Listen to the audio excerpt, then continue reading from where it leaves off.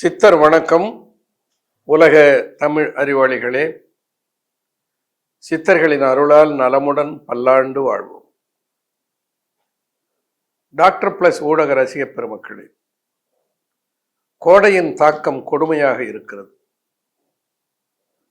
April மாத துவக்கத்திலேயே கதிருடைய தாக்கத்தை நம்மால் தாங்கிக் கொள்ள முடியவில்லை. இன்னும் இருக்கிற மே மாதம் ஜூன் மாதம் எப்படி இருக்குமோ என்று அச்சமாக இருக்கிறது. கோடை காலத்தில் பரவுகிற சில பெணிகள், வைசூரி கோடை காலத்து நோய் எந்த அளவுக்கு நம்மை தாக்கப் போகிறது என்பது அச்சம் தருகிற செய்தியாக இருக்கிறது. கோடையின் தாக்கத்திலே இருந்து தப்பிக்க வேண்டும். எந்தெந்த மாதிரியான பாதுகாப்பு நடவடிக்கைகளை நாம் மேற்கொள்ள வேண்டும்? முதல்ல உணவு. எளிதில் செரிமானமாகிற குளிர்ச்சியான உணவுகளை தேர்ந்து எடுத்துக்கொள்ள வேண்டும். ஆண் பெண் குழந்தைகள் யாராக இருந்தாலும் இந்த கோடை காலத்தில் உடல் வெப்பத்தில் அதிகமாக தாக்கப்படாமல், உடலுடைய வெப்பம்னா தெர்மோமீட்டரை வச்சு பார்த்தா இந்த 98.4 தான் இருக்கும், அது நிச்சயமாக கூடாது. ஆனால் தகிக்கிறது, உடல் எரிகிறது, கண் எரிகிறது, பாதம் எரிகிறது, சருமம் எரிகிறது, வெளியில் தலையை காட்ட முடியவில்லை, வெப்பத்தின் கொடுமை அவ்வளவு மோசமாக இருக்கிறது என்று மக்கள் அவதி உறுகிற காலம் இந்த கோடை காலம். காலையிலேயே இந்த கோடையின் தாக்கத்தை நாம் குறைத்து கொள்ள வேண்டும். மிகச்சிறந்த உணவு கோடை காலத்தில் நம் அனைவருக்கும் எது என்றால் பழைய சாதம் அல்லது நீராகாரம். நீர் ஆகாரம். ஆகாரம் உணவு, நீரே உணவாக இருப்பது நீர் ஆகாரம். அந்த நீராகாரத்தை நிசி நீர், கிராமப்புறத்தில் நீஸ் தண்ணின்னு சொல்லுவாங்க. நிசி என்பது நீசை என்று நீண்டு விட்டது. நீஸ் தண்ணி குடித்தேன். நிசி நீர். நிசி என்றால் இரவு முழுக்க முதல் நாள் சமைத்த அரிசியை தண்ணீரில், அந்த அரிசி சாதத்தை தண்ணீரில் முக்கி ஊறி அடுத்த நாள் எடுத்து வடித்து குடிக்கிற அந்த நீர் இருக்கிறதே, அது உடலுக்கு குளிர்ச்சியை தருகிறது. குளிர்ச்சியை மட்டும் தரவில்லை, நம்முடைய குடலில் இருக்கிற பயோட்டா என்று சொல்லுகிற புரோபயாட்டா என்று சொல்லுவார்கள். நன்மை பயக்கிற நுண்ணுயிர்களும், குடல்ல நன்மை பயக்கிற நுண்ணுயிர்களும் இருக்கின்றன, தீமை பயக்கிற நுண்ணுயிர்களும் இருக்கின்றன. அவைகளுக்கு இடையிலே இருக்கிற விகிதாச்சாரம், நுண்ணுயிர்களுடைய விகிதாச்சாரம் கூடுதலாக இருந்தால் நாம் ஆரோக்கியமாக இருக்கிறோம். இதுதான் ரகசியம். அந்த நுண்ணுயிர்களை பெருக்கமடைவதற்கு உதவுகிற ஒரு இயற்கையான உணவு எதுன்னா நீராகாரம். நீராகாரம் குளிர்ச்சியை தரும். ரொம்ப பேருக்கு குழப்பம், நீராகாரம், பழைய சாதம், இதை எப்படி செய்வது, எப்படி சாப்பிடும், அதையே மறந்து போயிட்டோம். கொடுமை அது. ஏன்னா நாங்கள் எல்லாம் சிறுவர்களாக இருக்கிற போது காலையிலே கொடுக்கப்படுகிற உணவே நீராகாரம் தான். இந்த நீராகாரம் பழைய சோறு இருக்க, இந்த பழைய சோறில் கொஞ்சம் மோரோ அல்லது தயிரோ போட்டு பிசைந்து விட்டு வெங்காயத்தை கடித்து கொண்டு அந்த பழைய சாதத்தை சாப்பிட்டால் அவ்வளோ ருசியாக இருக்கு. இன்னைக்கு தெரியல, அதை அலட்சியப்படுத்துகிறோம். எவ்வளவு செல்வந்தனாக இருந்தாலும் சரி, சூரியன் பார்த்து செல்வந்தனை பதமாக காயணும்னு காய்வதில்லை. கடுமையாக வெயிலில் உழைப்பவனும் சரி, இல்லத்தில் இருப்பவனும் சரி, கதிரவன் காய்ச்சி கொண்டு தான் இருக்கிறான். அதிலிருந்து விடுபடுவதற்கு கௌரவம் பார்க்கக்கூடாது. பூரி, தோசை, இட்லி இப்படி விழுங்கி உடல் வெப்பத்தை தணிக்காத ஒரு வாழ்க்கையை வாழ்வதை விட உடல் வெப்பத்தை தணித்து அது தனியா இருக்கும், அந்த குளிர்ச்சியை தனியா இருக்கும். அப்போ இந்த நீராகாரம் முதல் நாள். இப்போ என்ன அதை விட ஒரு கொடுமைன்னா, எங்கள் காலத்துல அரிசி 6 மாதம் நிலத்திலே இருந்த நெல்லிலே விளைந்து வருகிற அரிசி, ஒட்டடைன்னு ஒரு அரிசி இருக்கும்.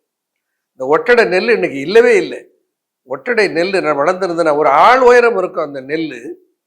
அதிலே இருந்து விளைந்து வருகிற அந்த ஒட்டடை அரிசி இருக்கிறது, அதை சமைத்து தண்ணீர் ஊற்றி வைத்து விட்டால் 2 நாளைக்கு கூட கொசவென்று ஆகாது. இந்த முறைப்பாக இருக்கும். இதெல்லாம் இல்லை. இப்போ இருக்கிற அரிசி, இது எந்த அரிசி இப்போ ரொம்ப ஃபேமஸ் என்ன, இப்போ நமக்கு தெரிஞ்சதெல்லாம் பொன்னி அரிசி. அது மதியம் சமைத்த அரிசியாகிறது, இரவுக்குள்ள அதனுடைய தன்மை கெட்டு போகிறது.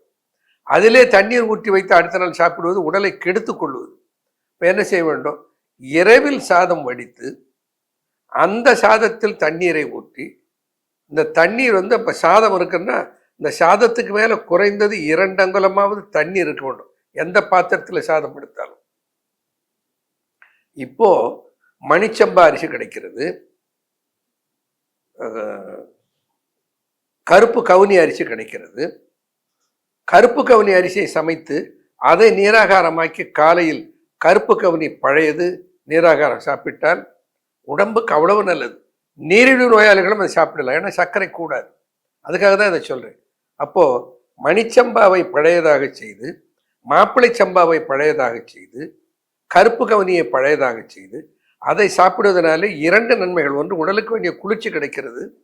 சர்க்கரை சத்து உடலுக்கு கூடிவிடாமல் சர்க்கரை நோயாளிகளும் இதை சாப்பிடுவதற்கு ஏற்றதாக இது அமைகிறது.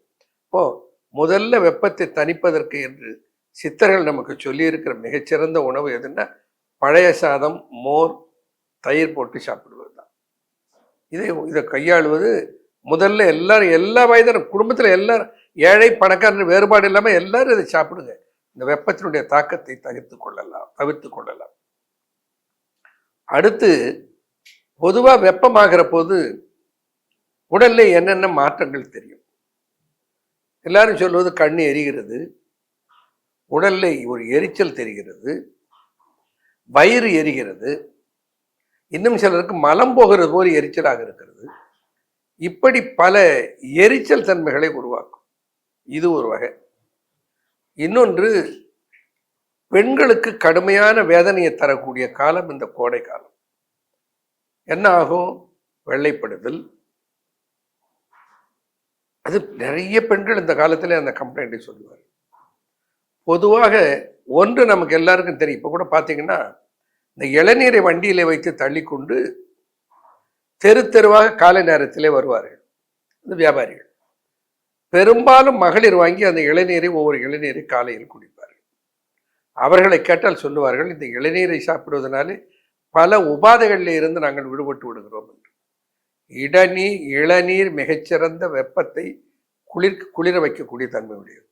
இளநீரால் சீத பித்தம் ஏகும், மனதும் தெளிவாய் துலங்கும்,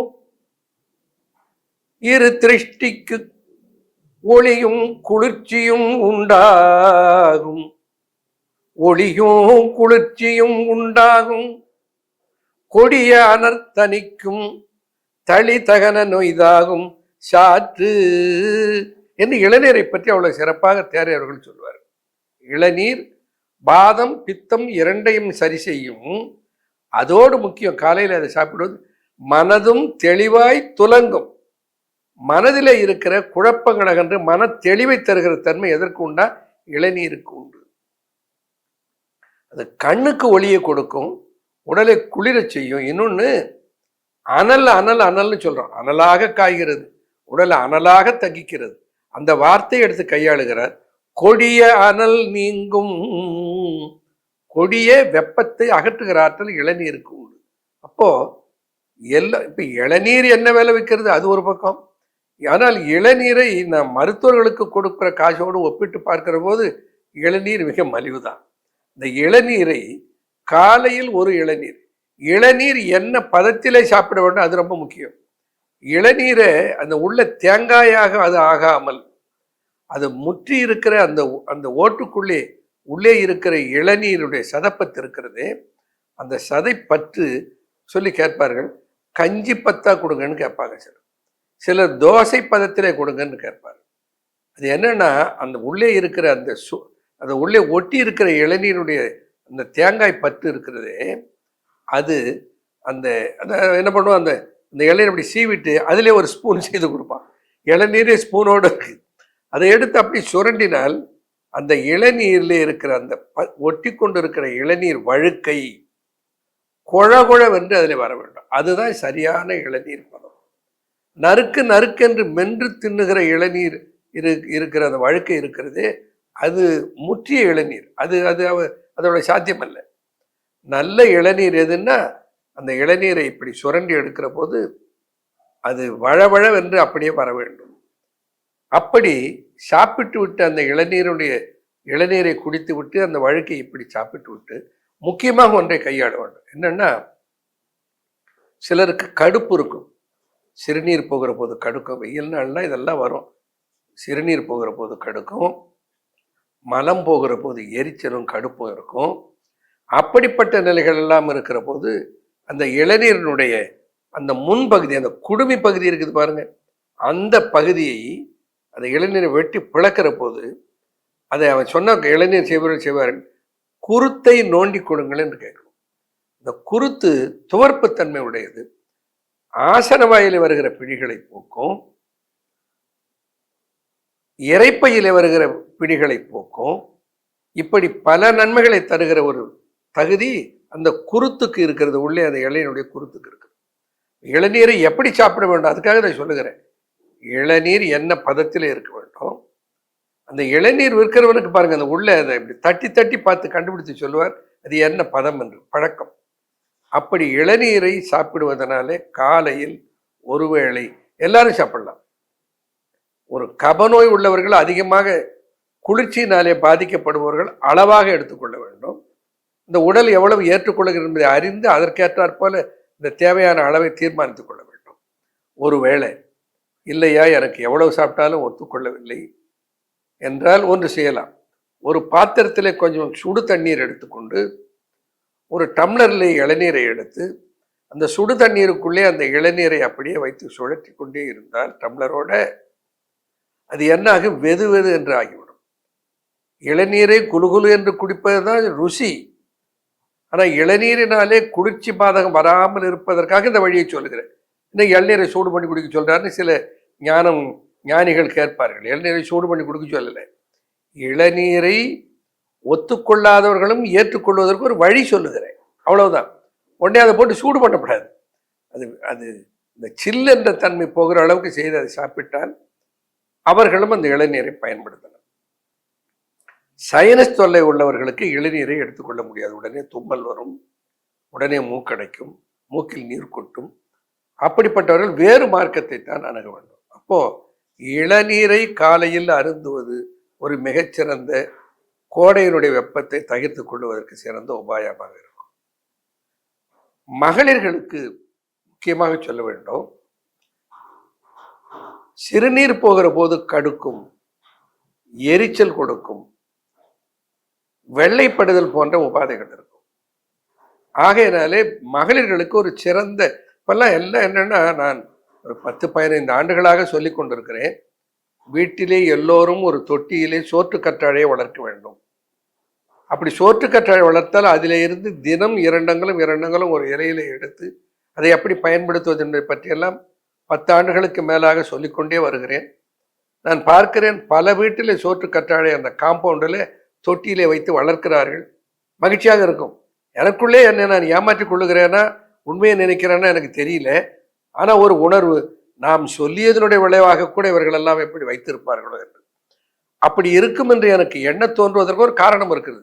சும்மா நான் பாட்டு நினைச்சு விடக்கூடாது. என்னன்னா, இந்த இளநீருடைய ஒரு இலையை அப்படியே எடுத்து வீணாக்காதீர்கள். இந்த முற்றிய இலையை கடைசியில இருக்கிற 14வது இலையை, அந்த இலையில ஒரு 4 அங்குலம் ஒரு 5 அங்குல நீளம் நுனியிலே அறுத்து கொள்ளுங்கள். அதை ஒரு நாள் பயன்படுத்துங்கள். அடுத்து 2வது நாள் அதே இலையில் இன்னும் ஒரு 2-3 அங்குலம் கீழே அறுத்து அதை எடுத்துக் கொள்ளுங்கள் என்று ஒரு வழியை நான் சொன்னேன். அதனால என்னன்னா, நான் பல இடங்கள்ல அந்த தொட்டியில இருக்கிற இலையில இந்த கடைசி இலையிலே நுனியிலே கொஞ்சம் மொட்டையா இருக்கும். ஒரு நாளைக்கு கொஞ்ச நாள் அடுத்த நேரம் அங்கே போய் பார்க்குற போது அது இன்னும் கொஞ்சம் அடியிலே அறுத்து இருப்பாரு. அப்போ நான் நினைச்ச ஒருவேளை நாம் சொன்னதை பின்பற்றி இருக்கிறார்களோ என்று அந்த எண்ணம் தோன்றியது காரணம் அதுதான். அந்த சோற்று கற்றாழைக்கு ஒரு பெயர் குமரின்னு பேர். குமரின்னா வயது முதிர்ந்தவளையா சொல்லுவோம், இளமையோடு இருக்கிற பெண்ணை தான் குமரின்னு சொல்லுவோம். இந்த இளமையை பாதுகாக்கிற ஆற்றல் குமரிக்கு உண்டு. ரஷ்யாவில் 25 ஆண்டுகளுக்கு முன்னாலே ஆய்வு செய்து 25 ஆண்டுகள் ஆய்வு செய்து 25 ஆண்டுகளுக்கு முன்னாலே ஒரு கட்டுரை வெளியிட்டார். இன்னைக்கு ஆலோவேரா என்ற சோற்று கற்றாழை பற்றி ஆயிரக்கணக்கில் 5000 10,000 ஆய்வு கட்டுரைகள் வந்து விட்டன. அதை ஆங்கிலத்திலே மிராக்கிள் ஹெர்ப் என்று அழைக்கிறார். பல வெளி உபயோகத்துக்கும் உள் உபயோகத்துக்கும் ஏராளமான மருந்துகள் சோற்று கற்றாழையிலிருந்து தயாரிக்கப்படுகின்றன. சோற்று கற்றாழையிலே ஆலோவேரா, ஆலோபார்பிடன்ஸ் என்று 2 வகைகள் சொல்லுவார்கள். 2க்கும் ஒரே பண்பு தான். ஆனால் நம்ம ஊரில் சோற்று கற்றாழையில் 10 வகைக்கு மேலே இருக்கிறது. இனிப்பே இல்லாத சோற்று கற்றாழை இருக்கிறது, சிவப்பு சோற்று கற்றாழை இருக்கிறது, இப்படி பல வகை. பொதுவா சோற்று கற்றாழை என்ன பலனை தரும்? பொல்லா மேகம் கபம் புழுச்சூலை குட்டம் ரச மல்லார் மந்தம் பகந்தரும் குன்மம் எல்லாம் விட்டேகும் எரிக்கும் அரிக்கும் எரிச்சர் கிரிச்சரமும் மாறும் குமரிக்கு மருண்டு என்று தேரையர் சொல்வார். என்ன அருமையான இந்த மருத்துவ செய்திகளை, இந்த மொழிக்கு இருக்கிற சிறப்பு, இந்த மொழியை போற்றி அதை தோத்திரம் செய்வதற்கு மனதிலே ஒரு உணர்வு வருவதற்கு காரணம் அவ்வளவு சொற்சரிவு. செம்மொழினா சும்மா இல்லை, அத்தனை சொற்சரிவு. மருத்துவ சொற்களை இலக்கணத்துக்குள்ளேயே கொண்டு வருகிற ஆற்றல் இந்த மொழிக்கு இருந்திருக்கிறது. அதனால்தான் இது ஒரு தத்துவமாகவும் இலக்கியமாகவும் இந்த மருத்துவம் இன்றைய வரையில் தேர்ந்து கொண்டிருக்கிறது. இந்த மகிழ்ச்சி அடைகிறது மனம் அதை நினைக்கிற போது. அந்த குமரி என்ன செய்யுமா? அரிக்கும் எரிச்சர் கிரிச்சரமும் மாறும். சிறுநீர் கழிக்கிற போது அரிக்கிறது. மகளிருக்கு அந்த இனவெருத்தி உறுப்பில்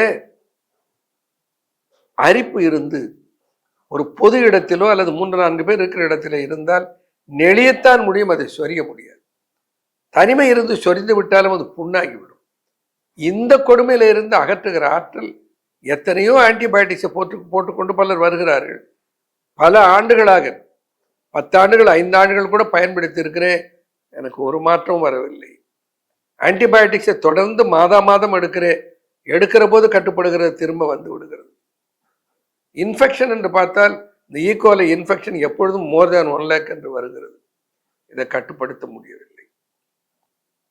இதையெல்லாம் கட்டுப்படுத்துகிற ஆற்றல் எதற்கு இருக்கிறதா? இந்த சோற்று கற்றாழைக்கு இருக்கிறது என்று தேரவர்கள் சொல்லுகிறார்கள். அரிக்கும் எரிச்சர் கிரிச்சரமும் மாறும் குமரிக்கு மருண்டு. பயந்து ஓடி போயிடும். இது எப்படி கையாளலாம்? சோற்று கற்றாழை எப்படி கையாளலாம்? சோற்று கற்றாழை நன்றாக முற்றிய இலை, அதை திரும்ப நான் சொல்லுகிறேன். இந்த இலை 14வது இலையாக அந்த செடியிலே இருக்கட்டும். ஏறத்தாழ ஓராண்டு முற்றிய இலை. இந்த முற்றிய இலையை எடுத்து நமக்கு தேவையான அளவு, ஒரு ஆளுக்கு 4 to 6 அங்குல அளவு இருந்தால் போதும். இந்த இலையை எடுத்து 2 பக்கத்திலும் இருக்கிற அந்த முள்ளை அப்படியே சீவி விட்டு நடுவில் பிளந்து ஒரு ஸ்பூனை எடுத்து, தேக்கரண்டி எடுத்து சுரண்டினால் அது பத்தையாக அப்படியே வெள்ளையா நுங்கு செதில் போல் அப்படியே பேத்து விட்டு ஒரே ஸ்கூப் இப்படி எடுத்துக்கொள்ளலாம். அப்படி எடுத்த அந்த சோற்றுக்கற்றனுடைய சோறு ஒரு 4 to 6 அங்குல நீளம் அந்த சோறை எடுத்து தண்ணீரில் அந்த குழகுழப்பு போகிற வரையில் கழுவி விட வேண்டும். என்ன சொல்வார்கள்? அலாயின் என்று ஒரு சத்து இருக்கிறது. அது சிலருக்கு உணவு மண்டலத்தில் அழற்சி, ஒரு ஒரு தொந்தரவை கொடுக்கக்கூடும். ஆகையினாலே அதை சித்தர்கள் சோற்று கற்றாழைக்கு சுத்தியே 7 முறை தண்ணீரில் கழுவி சாப்பிட வேண்டும் என்று தான் சொல்லி இருக்கிறார்கள். அப்போ என்ன பண்ணுறோம்? அதை நன்றாக அந்த குழகுழப்பு போகும்படி 6-7 முறை புதிய தண்ணீரை மாற்றி அதை கழுவி எடுத்து அதை, அப்போல்லாம் அந்த காலத்தில் என்ன பண்ணுவார்கள்? சோற்று கற்றாழை சாறு எடுக்கணும்னா கடுக்காயினுடைய தோலை போட்டு அதில் பிசைவார்கள். இந்த சோற்று கற்றாழை நீராகி அந்த சாறு வந்துவிடும். அப்படித்தான் இந்த சாறு வாங்குவது வழக்கம். இப்போ அதுக்கெல்லாம் அவசியமே இல்லை. மிக்சி இருக்கு பாருங்க, சோற்று கற்றாழை சோறை எடுத்து மிக்சியில் போட்டு அடித்தா அருமையாக சோற்று கற்றாழை ஜூஸ் வந்துடும். இந்த சோற்று கற்றாழை அப்படி ஜூஸ் எடுத்து அதனோடு ருசிக்கு நீங்கள் என்ன சேர்க்க விரும்புகிறீர்களோ, சர்க்கரை நோய் அற்றவர்களாக இருந்தால் கொஞ்சம் பனங்கற்கண்டை சேர்த்து அரைத்து கொள்ளலாம், அல்லது கொஞ்சம் தேனை சேர்த்து குழப்பி எடுத்துக்கொள்ளலாம், அல்லது நாட்டு சர்க்கரையை கொஞ்சம் சேர்த்து அரைத்து கொள்ளலாம். அப்படி இல்லை, எனக்கு சர்க்கரை நோய் இருக்கிறது என்றால் அப்படியே அரைத்து எடுத்ததோடு அரைக்கும் போதே கொஞ்சம் புதினா, கொத்தமல்லி, இஞ்சி சேர்த்து அரைத்து அதை எடுத்து சாப்பிட்டா அவ்வளோ நல்லா இருக்கும். இன்னும் சில என்ன பண்ணுவார்கள்? சோம்பு அல்லது சீரகம், சோம்பு சீரகம் 2ஐயும் சேர்த்து போட்டு அரைப்பார்கள். அப்படி அரைத்து எடுத்து அதை சாப்பிடுவது பலர் வழக்கம். இன்னும் பலர் மோரில் சோற்று கற்றாழை சேர்த்து அரைத்து சாப்பிடுவார்கள். அது மிகச்சிறப்பு. மோரே குளிர்ச்சி, சோற்றுக்கற்றாழையும் குளிர்ச்சி, நல்ல குளிர்ச்சியை கொடுக்கும். இன்னைக்கு இந்த மக்களுக்கு இதெல்லாம் இந்த ஊடகத்தின் சமூக ஊடகத்திலே பேசுவதை கேட்டோ, ஏன்னா சமூக ஊடகம் செய்கிற இந்த சேவையை, அது அளப்பரிய சேவை அது. அதனாலே மக்கள் ஏராளமான நன்மை அடைகிறார்கள். அப்படி இந்த சோற்றுக்கற்றாழையுடைய பயன்பாட்டை பற்றி பலரும் சொல்லுவதனால வீதிக்கு வீதி சோற்றுக்கற்றாழை சாறு எடுத்து விற்பவர்கள் தள்ளு வண்டியிலே வைத்து கொண்டு இருக்கிறார்கள். அவர்கள் என்ன செய்வார்கள், சோற்றுக்கற்றாழை அப்படியே அதை நசுக்கி எடுக்கிற ஒரு கருவி இருக்கிறது, அதில் எடுத்து அதன் கூட மோர் சேர்த்து கொஞ்சம் சீரகம் அல்லது சோம்பு சேர்த்து அரைத்து கொடுப்பார்கள். மோரோடு குடிக்கிற போது நன்றாக இருக்கும். அப்படி காலையில் சோற்றுக்கற்றாழையினுடைய சாறை சாப்பிடுவது குளிர்ச்சியை தரும், ஆசன வாயில் இருக்கிற பிணிகளை அகற்றும். கோடை காலம்னா பல பிணிகளிலே ஒரு பிணியாக வருவது ஆசன வாயிலே வருகிற பைல்ஸ் என்கின்ற பிணி. அவைகளிலே இருந்தெல்லாம் விடுபடுவதற்கு இந்த சோற்றுக்கற்றாழை மிகவும் உதவியாக இருக்கும். நல்ல செய்திகள் அன்றாடம் செய்து சாப்பிட வேண்டும் என்று ஆசை இருக்கிறது. செய்கிற முறையும் சொல்லிவிட்டீர்கள், தெரிந்து கொண்டோம். ஆனால் இதையெல்லாம் செய்வதற்கு கொஞ்சம் நேரம் கொடுத்தீங்கன்னா பரவாயில்லையே. அப்படி என்றால் அந்த நேரத்தை நான் கொடுக்க முடியாது, ஆனால் அது தயாரிப்பாகவும் இருக்கிறது. இந்த மூலிகைகள் எல்லாம் அடங்கிய தயாரிப்பாக இருக்கிறது. அதில் இன்னும் ஒரு மிகச்சிறந்த மூலிகை, பொதுவாக சர்க்கரை நோயாளிகளுக்கு கூட நன்மை பயக்கிற ஒரு சிறந்த மூலிகை. அந்த மூலிகை இன்றைக்கு லேகியமாக தயாரிக்கப்படுகிறது. இந்த மூலிகைகள் எல்லாம் அதில் அடங்கி இருக்கிறது. அந்த மூலிகையினுடைய சத்திலே இருக்கிற பலன்கள் எல்லாம் அதில் இருந்து நமக்கு கிடைக்கும் என்பதற்கு சான்று இருக்கிறது. பிரம்மி வெள்ளை வெப்பு பசி பேரா கடுப்பொடு, பிரம்மி வெள்ளை வெப்பு பசி பேரா கடுப்பொடு, எரிகிரி சரமும் என்றாம் பருமந்த தேற்றான் கொட்டை அகுதோ திட்டி மருந்தாகும் கூற்றான் கண்மாதே அரி. ஒரு கொட்டை இருக்கிறது, அதற்கு பெயர் தேற்றான் கொட்டை. உடலை தேற்றுகிற தன்மை உடையதனாலே அதற்கு தேற்றான் கொட்டை என்று ஒரு பெயர். இந்த தேற்றான் கொட்டை ஒரு கல்ப மூலிகை. அதில் இருக்கிற சக்தி இருக்கிறதே அதை அளப்பட்டு சொல்ல முடியாது. அத்தனை நோய்களுக்கு பலன் தருகிற ஆற்றல் அதில் இருக்கிறது. ஒரு அம்மா, அம்மு என்று ஒரு அம்மா வந்தார்கள். அதை பற்றி நான் பேசியதை அவர்கள் கேட்டு ஆன்லைனில் போய் நான் வாங்கி சாப்பிட்டேன். அன்பு ஃபார்மாவிலே தயாரிக்கப்படுகிற ஐயா உங்களோட சயின்டிஃபிக் சித்தர் டாக்டர் அன்பூஸ் என்ற அந்த ப்ளூ எம்பளத்தோடு இருந்ததை தான் நான் வாங்கினேன். அதை பயன்படுத்தினேன். எனக்கு 55 வயது.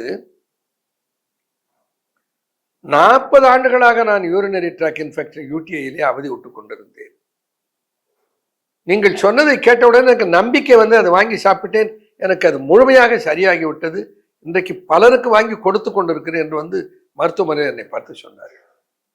அப்படி என்ன, அதை முறையாக தயாரிக்க வேண்டாம், அதுதான் ரொம்ப முக்கியம். பிரம்மி வெள்ளை, அது எவ்வளவு அழகா சொல்றேன் பாருங்க. பிரம்மி சர்க்கரை நோய், வெள்ளை வெள்ளைப்படுதல், வெப்பு பசி, அதி பசி, தாங்க முடியாத பசி. என்னென்ன சர்க்கரை நோயாளிகள் வந்து அவங்க 3 அடையாளங்களை சொல்வார். அதிதாகம், அதிபசி, அதிமூத்திரம், பாலியூரியா, பாலிஃபேஜியா, பாலிடிப்சியா என்று ஆங்கிலத்தில் சொல்வார். அப்போ அதிகமான பசியை தருகிற ஒரு நோய் எது? சர்க்கரை நோய். பிரம்மி வெள்ளை வெப்பு பசி பேரா கடுப்பு. அவனே சொல்றான், இந்த கடுக்கிறது இருக்கிறதே, அந்த உயிர்நிலையிலே வருகிற கடுத்தல், இந்த கடுக்கிற தன்மை இருக்கிறது, அது பேரா போகான்னு சொல்றான். பேரா கடுப்பு எரி கிரிச்சரம் இன்றாய் வரும். அந்த எரிச்சலை தருகிற கிரிச்சரமாகிய சிறுநீர் சம்பந்தமான UTI இருக்கிறது, இன்றாய் வரும், அது இல்லாது போய்விடும். அந்த தேற்றான் கொட்டை ககுதோ, அந்த தேற்றான் கொட்டைக்கு இப்படி ஆற்றல் இருக்கிறது. அகுதோ திட்டி மருந்தாங்க. என்ன பண்றா பாரு, இது திட்டி மருந்து. திட்டி என்பது வட சொல்லே திருஷ்டின்னு சொல்றோம். இந்த திருஷ்டியை தமிழிலே திட்டி, திட்டினா பார்வை, பார்வை பிழைகளுக்கும் நல்ல மருந்தாகும். இப்போ நம்ம என்ன பண்ணுவோம், பார்வை பிழைக்காக வருபவர்களுக்கு நயனா தைலத்தை கண்ணுக்கு கொடுத்து விட்டு உள்ளுக்கு சாப்பிடுவதற்கு சில்வா என்ற ஒரு மாத்திரையும் இந்த நெல்லிக்காயில செய்த லேகியத்தையும் இந்த தேற்றான் கொட்டையில செய்த லேகியத்தையும் கொடுப்போம். ஏன்னா திட்டிக்கு மருந்தாகிற தன்மை அதற்கு இருக்கிறது. இதை யாருக்கிட்ட சொல்றா பாருங்க, இந்த இலக்கிய வளம் கூற்றாங்கண் மாதிரியே பெண்ணே, உனக்கு ஒரு கண் இருக்கிறதே, இந்த கண்ணு கூற்றாகிற கண், யமனாகிற கண். யமன் பார்த்தால் கூட தப்பிச்சொல்லாம், நீ பார்த்தா தப்பிச்சிக்க முடியாது. அப்படி யமனை போல கூற்றாகிற கண்ணுக்கு சொந்தக்காரியாக இருப்பவளே என்று அவளை வர்ணித்து விட்டு அந்த பெண்ணிடத்தில் சொல்லுகிறான், நீரிழிவினாலே பாதிக்கப்பட்டு அதனாலே வெள்ளைப்பட்டாலும் கூட, நீரிழிவு நோயாளியாக இருந்தாலும் கூட தேற்றான்கொட்டையில் செய்த லேகியத்தை நீ எடுத்துக்கொள்ளலாம். இந்த தேற்றான்கொட்டை லேகியத்தில் என்ன இருக்கிறது, ஏன் நாம செய்யக்கூடாது? யார் வேணாலும் செய்யலாம். தேற்றான்கொட்டை லேகியத்தில் என்ன இருக்கிறது? தேற்றான்கொட்டை, சுக்கு மிளகு திப்பிலி, கடுக்காய் தாண்டிக்காய் நெல்லிக்காய், சீரகம் சித்தரத்தை, சர்க்கரை தேன் நெய், இவ்வளவுதான் இருக்கு. இதை பக்குவமாக இட்டு காய்ச்சி எடுத்து விட்டால் அது தேற்றான்கொட்டை இல்லை. லேகிய பயத்தில் எடுக்க வேண்டியதுன்னா அது கெட்டு போயிடும். அப்படி அதை எடுத்துக்கொள்வதனாலே இந்த வெப்ப காலத்தில் வெப்பத்தை தணித்துக் கொள்ளலாம், யூரினரி ட்ராக் இன்ஃபெக்ஷனை தடுத்துக் கொள்ளலாம், வெள்ளைப்படுதலில் இருந்து அகன்று விடலாம். இப்படி பலவற்றுக்குரிய மூலிகைகளை சித்தர்கள் சொல்லி இருக்கிறார்கள். அந்த மூலிகைகளை எல்லாம் சேர்த்து அவைகளை எப்படி மருந்தாக்கி பயன்படுத்துவது என்பதையும் சித்தர்கள் சொல்லி இருக்கிறார்கள். அந்த முறையில் அவர்களை மருந்தாக்கி அன்பு ஃபார்மாவிலே சயின்டிபிக் சித்தர் டாக்டர் அன்பூஸ் என்ற எம்பளத்தோடு இன்றைக்கு அங்காடிக்கு வருகிறது. அதை பெற்றுக்கொள்ளலாம். சில நேரங்களிலே சிலதை கவனத்தில் வைத்துக் கொள்ள வேண்டும். ஒருவருக்கு சர்க்கரை நோய் இருக்கிறது, இந்த லேகியம் இருக்கிறது, இதில் இனிப்பு இருக்கிறது, சிலருக்கு குருதி அழல் இருக்கிறது, இதில் நெய் இருக்கிறது என்று கேட்கக்கூடும். அவர்கள் உடல் இயக்கமுள்ள பயிற்சி செய்கிற நடைப்பயிற்சி செய்பவர்கள் இருந்தால் எடுத்துக்கொள்ளலாம், ஒன்றும் ஆகாது. அதில் சர்க்கரை நோயை கட்டுப்படுத்துவதற்குரிய மருந்துகள் எடுத்துக்கொள்பவர்களாக இருந்தாலும் எடுத்துக்கொள்ளலாம், ஒன்றும் ஆகாது. ஆனால் அளவறிந்து நம்முடைய தேகத்துக்கு எவ்வளவு ஏற்குமோ என்பதை அறிந்து எடுத்துக்கொள்ள வேண்டும். அது ரொம்ப முக்கியம். இதை விட சிறந்த என்ன சொல்லுவோம்னா, என்னதான் இந்த மாதிரி சமூக ஊடகங்களில் சொன்னாலும் கூட உரிய மருத்துவரை கலந்து ஆலோசித்து பெற்றுக்கொள்வது சிறப்பு. ஏன்னா அதற்கென்று சில கூடுதலாக சில மருந்துகளை சேர்த்து கொடுக்க வேண்டியிருக்கும். அப்படி மருந்துகளை சேர்த்து கொடுக்கிற போது அது தோற்காத பலனை பெற முடியும். நீங்களே டாக்டரை எடுத்துக்கொள்ளுகிற போது உங்களுக்கு அந்த அறிகுறிகளை எல்லாம் முழுமையாக அறிந்து தெரிந்து அதற்கேற்ப மருந்துகளை தேர்ந்தெடுக்கிறது ஒரு வல்லமை உங்க இருப்பதற்கு சிரமம். சிலருக்கு இருக்கும், இருப்பது சிரமம். ஆகையினாலே மருத்துவரை கலந்து ஆலோசித்து அதற்குரிய பலனை பெற்று நலமுடன் தமிழ் கூறும் நல்லுலகம் வளமுடன் வாழ வாழ்த்துகிறேன். நன்றி, வணக்கம்.